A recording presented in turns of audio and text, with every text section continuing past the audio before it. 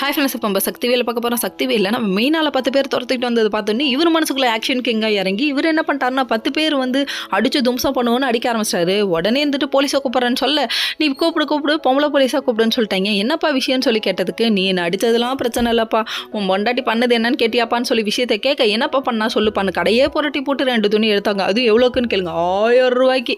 இல்லை மாமா 1000 ரூபாய்க்கு மேலேன்னு சொல்கிறாங்க. எவ்வளோ 1001 ரூபாய்க்கு எடுத்தாங்க. சரி இதெல்லாம் எடுத்தியேம்மா, காசை கொடுமான்னு சொல்லி கேட்டா, கண்டதையும் தின்னுபிட்டு காசு இல்லைங்குது. கடைசியில் பார்த்தா கார்டு கொடுத்துட்டு ஓடியாதுங்க. கேட்டால் பாஸ்வேர்டை கொடுக்க மாட்டேங்குதுங்கன்னு சொல்லிட்டாங்க. அதுக்கப்புறம் மீனால்கிட்ட வந்து ஒரு ஜாக்கிரதைக்காக இதை சொல்லி வச்சோம்ப்பா, அது தப்பாக போயிடுச்சுப்பா அப்படிங்கிறாங்க. அதுக்கப்புறம் ஒரு வேலையாக சரிப்பா அப்படின்னு சொல்லிட்டு பணத்தை கொடுத்துட்டு சாரிப்பான்னு சொல்லிட்டு சாரி சொல்லிட்டு இவங்க கிளம்பி வந்துட்டாங்க.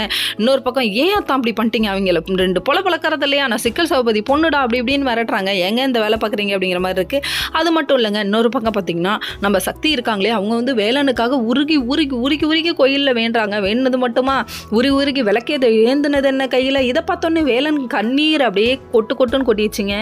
என் நெஞ்சமெல்லாம் புண்ணா போச்சு அப்படிங்கிற மாதிரி ஆயிடுச்சு. அதுக்கப்புறம் பார்த்தா வேலன் வந்து இன்னொருத்தவங்க கையில் வேப்பிலையை கொடுத்து அதை வைக்கிறாராமா. இதுக்கு நீயும் சேர்ந்தே பூஜை பண்ணலாம்ப்பா, ஏன்ப்பா பண்ண மாட்டேங்கிற அப்படிங்கிற மாதிரி இருக்குது. இதெல்லாம் ஒரு பக்கம் இருக்கு. இன்னொரு பக்கம் நம்ம தென்னரசி வீட்டில் யாரும் இல்லைன்னு தெரிஞ்சுக்கிட்டோன்னே அந்த பையன் வேலை பார்க்கறது இருப்பே ரொம்ப கொடூரமாக இருக்குது. செல்வி நீ தான் என் கனவு கள்ளி அப்படிங்கிறாரு. அடப்பாவி ஏன்டா அப்படி பண்ணுற, ஓடி பிடிச்சி விளையாடுறாரு. கண்ணாமூச்சி கண்டுபிடி பாருங்கிறாரு. Okay friends.